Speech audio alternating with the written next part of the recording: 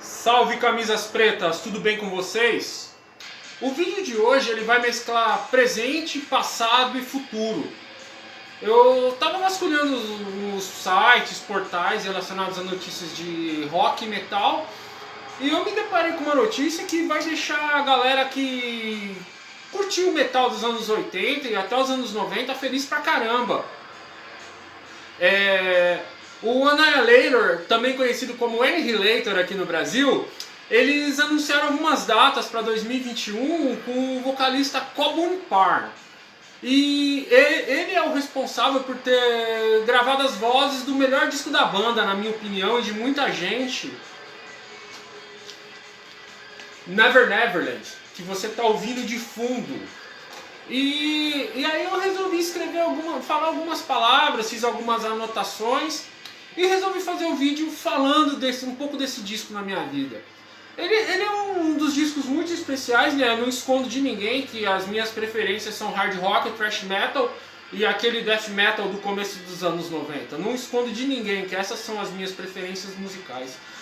E esse é um dos discos que eu lembro que era uma época que a gente não tinha muita grana, então a gente não tinha grana para comprar disco novo, então a gente juntava uns trocos e ia nas banquinhas, umas banquinhas que vendiam discos de vinil. Tem muitas ainda aqui no ABC Paulista, ainda você encontra bastante. Junto com os sebos, eles são uma boa alternativa para quem ainda curte vinil, curte comprar CD, essas coisas. E eu lembro que nessa época eu comprei esse disco, eu e meu irmão compramos esse disco bem baratinho, numa dessas bancas de vinil, sabe? E a primeira impressão que a gente teve foi aquele uau, né? Porque a própria música, a própria faixa de abertura The Fun Palace, ela já mostra todos os atributos do guitarrista Jeff Waters, né, mano? Então o cara passeia pelos riffs bem rápidos, pelas melodias. O cara toca qualquer coisa. Isso em 1990. Você olhar e falar, caramba, o cara toca qualquer coisa, mano. Tanto que musicalmente, quando você ouve o disco, você fala, porra, esse cara não deve nada a guitarristas do hard rock, né?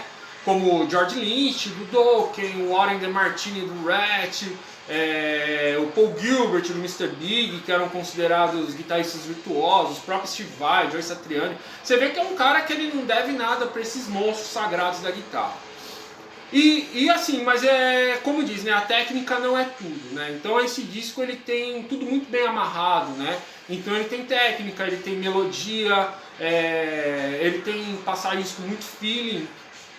E as vozes do Coburn, eles possibilitaram o Jeff e a banda toda explorar muitas possibilidades, que é uma coisa um pouquinho diferente do que do primeiro disco da banda, o Alice in Hell. Que o Randy Rampage ele tinha uma linha, vocalista anterior, ele tinha uma linha bem mais clássica e puxada por Judas Priest, por exemplo. E aqui não, cara. Então os caras fazem thrash metal, eles fazem metal tradicional, eles fazem balada, eles fazem faixa divertida, como o Kraft Dinner, que eles falam até de comida. Os contornos melódicos, por exemplo, você pega a própria faixa título, ela começa rápida, depois ela pega uma linha bem melódica, de repente ele vai com Get Back, I'm Back, I Really Want to Say. E assim, é aquele momento que já te ganhou, né, meu? E é uma bela interpretação do Coburn e como eu já disse, né, o Jeff mostrava pro planeta todo o seu talento e virtuosidade. E não só isso, né, cara, o que fez esse disco ter visibilidade também foi, na época eles assinaram com a Roadrunner, que era uma gravadora underground, mas ela já estava começando a dar voos mais altos, então estava assinando com bandas de todo mundo. Eu lembro que foi bem nessa época que eles assinaram com Sepultura, com o Voivode. E aí o resto é história, né? Quem se deu bem, quem não se deu muito bem. O Annihilator explica porque eles tiveram uma carreira de altos e baixos, né? De mudanças de direcionamento. Mas o que vale é que eles gravaram um registro que ficou na história. Que muito cara que curte metal mesmo, ele tem esse disco, ele gosta desse disco pra caramba.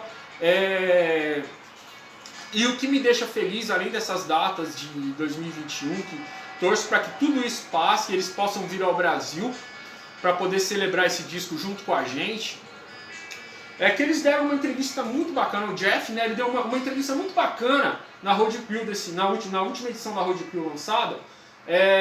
Foi muito foda que ele fala do próprio Never Neverland, ele fala da época que eles assinaram com a gravadora, ele fala dos riscos que ele correu na carreira.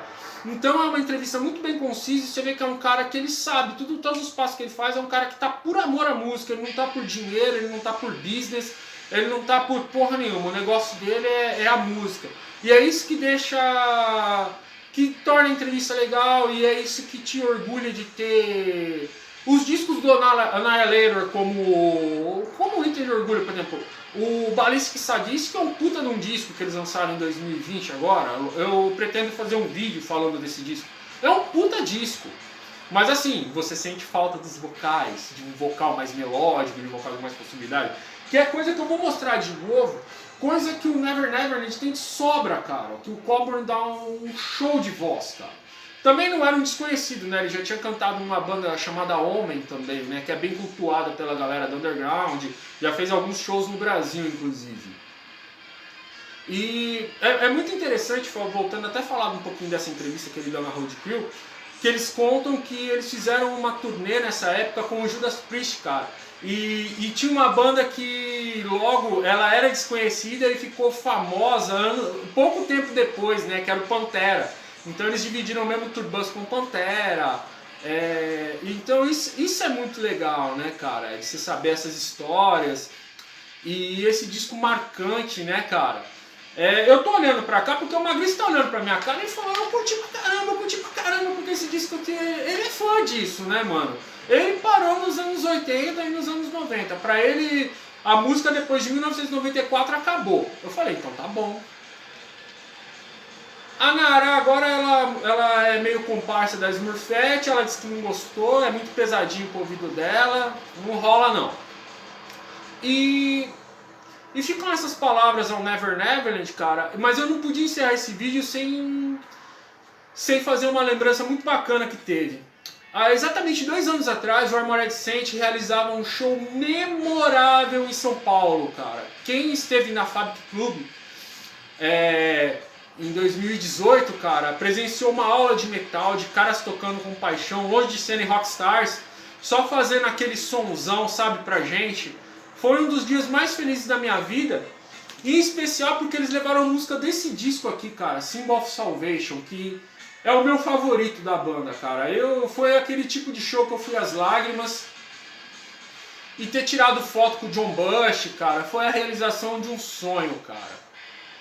No mais era isso, cara, e sempre aquela, cara. Se você curtiu, aquele like maroto. Se você se identificou com o conteúdo, se inscreva no canal. Mandem críticas, mandem sugestões, que a gente tá aí pra fazer da melhor forma possível, cara. Abraços, Headbangers. Cuidem-se.